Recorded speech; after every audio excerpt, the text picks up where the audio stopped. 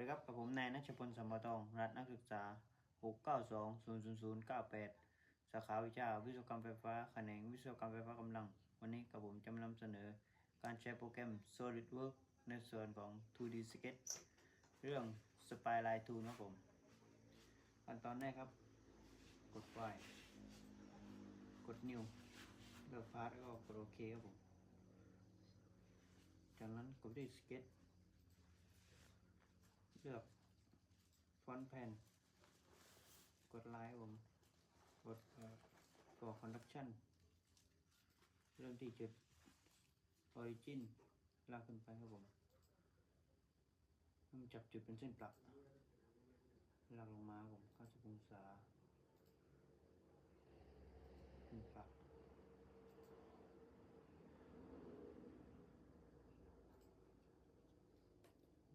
กด ESC ครับผมเลือกคำสั่งกด Control คลิกเส้นเหล่านี้ครับผมจากนั้นกดเท่ากับเลือกคำสั่งของ ESC จากนั้นกดจุดเหล่านี้ครับผม4จุดเนียระนาบกด Horizontal จุดนี้นะครับนี่เป็น Horizontal เหมือนกันจากนั้นกด Smart Dimension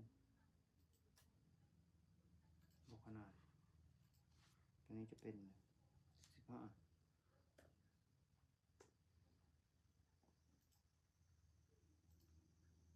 จะเป็น20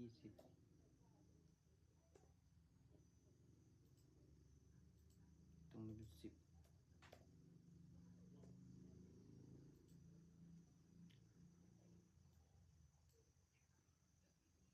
จากนั้นคลิปที่สปาไลท์ผมจับเส้นครับ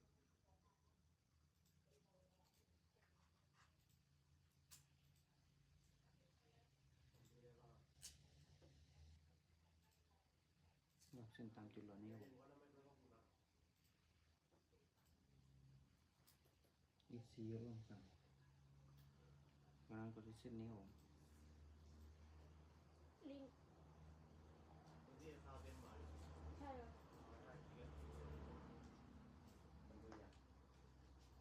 คลิกติ๊กตรงนี้ออกครับผมตรงนี้เป็น30ตรงนี้เป็น90คลิกไปที่ Start Spline จับจุดเหมือนเดิมครับผม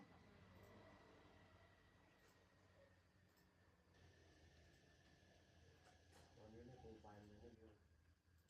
แต่พออนาคตอาจารย์ส่งไฟล์มาทุกวันเยอะแน่ คลิกเส้นนี้ครับผมกดไปที่ Bezier Curve เลือกที่เลข3ครับผมรูปจะเป็นประมาณนี้งั้นกลุ่มผม delete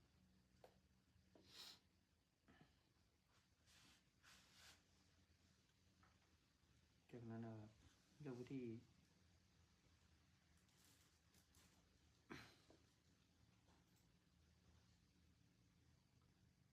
question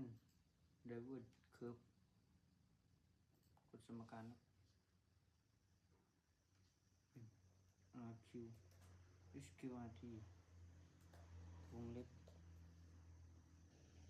4 ลบ x กำลัง2จำนวนเป็นลบ2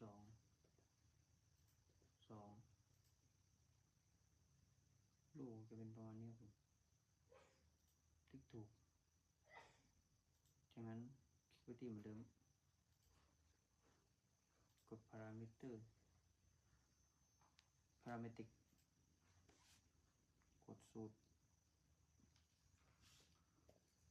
10คูณคอสทีเป็น5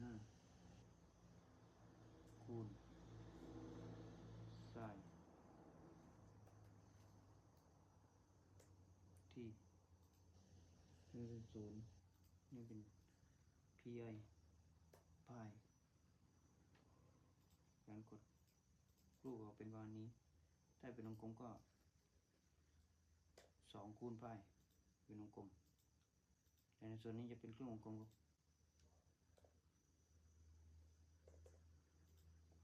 ติ๊กถูกครับผมประมาณนี้ครับการคลุมครับผม delete กดปุ่มนี้ผมแล้วก็ไปที่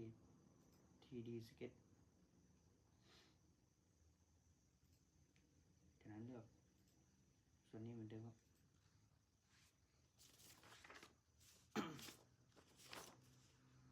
กดสูตร10 คูณซ้ายวงเล็บที10 คูณคอสทีนี่ทีนี่เป็น0อันนี้เป็น50แล้วกดตรงนี้ครับผมรูปออกเป็นประมาณนี้กดติ๊กถูกครับคลิกตัวนี้ครับผมคลิกที่เส้นแล้วกดที่ฟิวเจอร์ผมกดสวีปกดตัวนี้ครับผมแล้วก็กด circular profile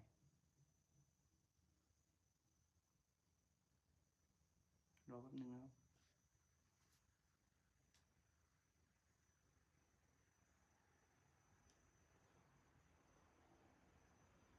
ขนาดตัวนี้จะเป็น3 มิล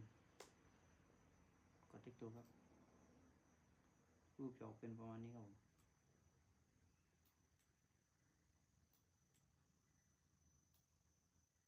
งั้นกด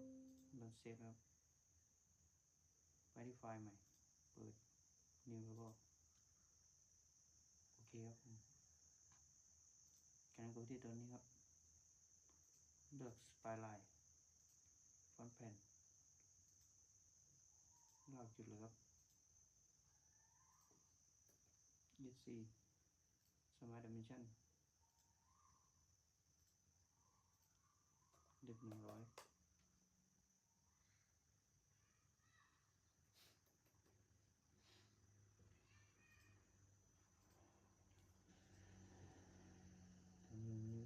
ครับ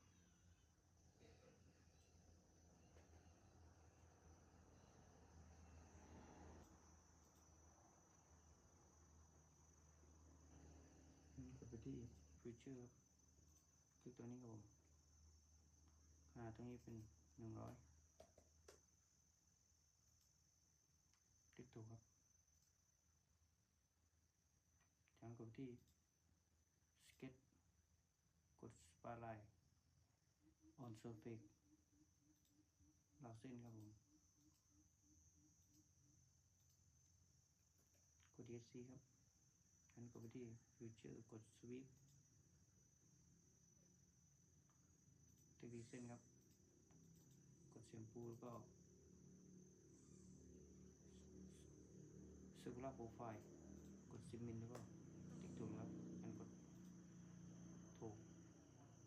รูปออกเป็นประมาณนี้ครับผม